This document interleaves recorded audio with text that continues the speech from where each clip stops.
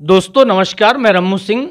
आज हमारा और हमारे स्टूडियो का सौभाग्य है कि हमारे स्टूडियो में आज जगत गुरु स्वामी श्री रामललाचार्य जी महाराज श्री मानसपीठ खजुरी ताल पधारे हुए हैं। मैं उन्हें सादर प्रणाम करता हूं। जय श्री राम। 14 अप्रैल से 23 अप्रैल तक खजुरी ताल महोत्सव, शताब्दी महोत्सव 100 साल पूरे होने पे मनाए जा रहे हैं। ये क्या कार्यक्रम है, दर्शकों को बताएं। श्री रम्मू सिंह जी, आपको सादर जय श्री राम।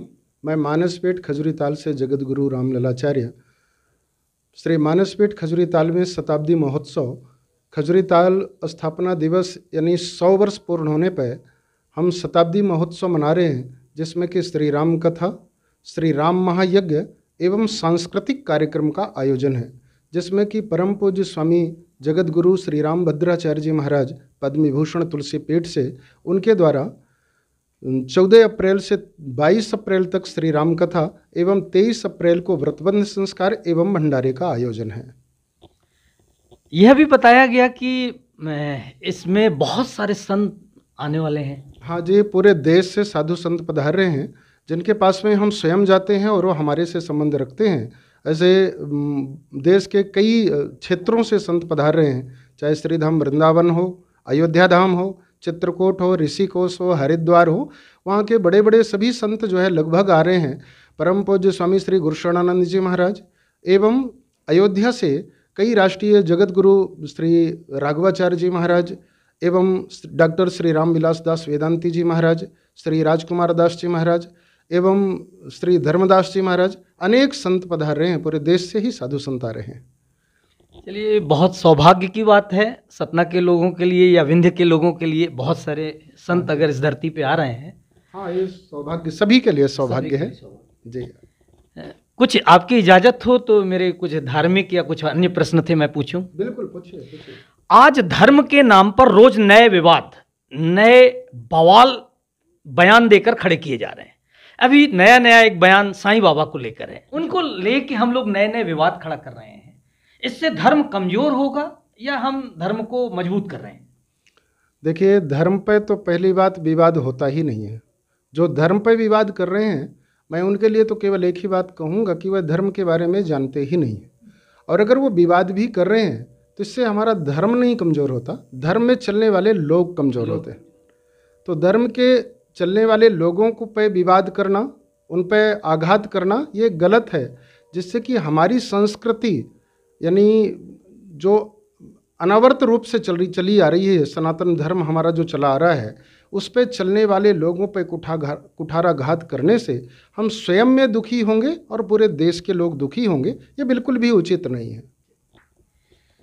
पहले तालाबों मंदिरों का निर्माण कराया जाता था। हाँ जी। भूमि दान दी जाती थी।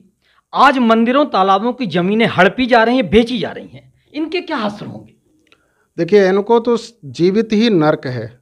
जो ऐसा व्यक्ति करता है, मंदिर को तोड़ करके दुकानों का निर्माण करवाना, मकान का निर्माण करवाना, या मंदिर की मूर्तियों को चुराना, उनको हड़पना, या कि तालाबों को खत्म करके वहाँ पे खेती करना, मकान बनाना, जो भी व्यक्ति ऐसा करता है तो उसको तो मैं पूरे विश्वास के साथ में कहता हूँ कि उसे नर्क मरने के बाद नहीं, नर्क तो यहीं हो जाता है। जिस दिन से वह विचार करता है उसी दिन से उसके घर में हानियाँ होना प्रारंभ हो जाती हैं, उनके बच्चों में तरह तरह की बीमारियां आने लगती हैं, परिवार के लोग दुखी होने लगते हैं और 99% उनका पैसा उसी में सब खत्म हो जाता है। तो इसलिए वह तो जीवित ही नरक हो जाता है। ऐसा कभी भी नहीं करना चाहिए, जो कि धर्मशास्त्र से विरुद्ध है। और हमारे धर्मशास्त्र कहते हैं मंदिर का निर्माण करवाने के बाद, घंटा चढ़ाने के बाद, तालाबों का निर्माण कराने के बाद, वृक्ष का आरोपण करने के बाद, तब तक पूर्वज रहते हैं वैकुंठ में जब तक उसके फल, पानी और वो वस्तुएं रहती हैं। लेकिन जैसे पूर्वजों के बनवाए हुए उन तालाबों को, मंदिरों को तोड़ देते हैं, उसी दिन उनको यमराज के लोग मार करके और नरक में धकेल देते हैं, और उन्हीं के श्राप से ये लोग दुखी होते हैं। राजनीति में धर्म का पालन हो तो देश की तरक्की होती है, लेकिन मगर धर्म में राजनीति घुस जाए। देखिए, अगर धर्म में राजनीति घुस जाएगी तो विनाश होगा, क्योंकि धर्म के बिना राजनीति तो चल नहीं सकती है। क्योंकि पहले से भी सतयुग से आज तक में धर्म का आश्रय लेकर के ही राजनीति आगे बढ़ती है। और बड़े से बड़े लोग ऊपर तक पहुंचते हैं, चाहे वह महाराज हरिश्चंद्र रहे हों। अरे स्वामी श्री विश्वामित्र जी महाराज ने तो दूसरे स्वर्ग का ही निर्माण कर दिया था। राजनीति में धर्म को लेकर के प्रजा का संचालन होता है, प्रजा पर राजा राज्य करता है, लेकिन अगर धर्म में राजनीति करेगा तो वह गर्त में चले जाएगा और प्रजा भी गर्त में चली जाएगी, उसे कोई नहीं बचा सकता है। बहुत बहुत धन्यवाद आपका। जी, आपको बहुत बहुत धन्यवाद, मुझे आपने इतना समय दिया। और आप सभी दर्शकों के लिए मैं आहूत करता हूं कि 14 अप्रैल से 23 अप्रैल तक सभी मानसपीठ खजुरी ताल में पधारिए और इस महा अनुष्ठान में सम्मिलित होकर अपने जीवन को कृतार्थ करें। जय श्री राम।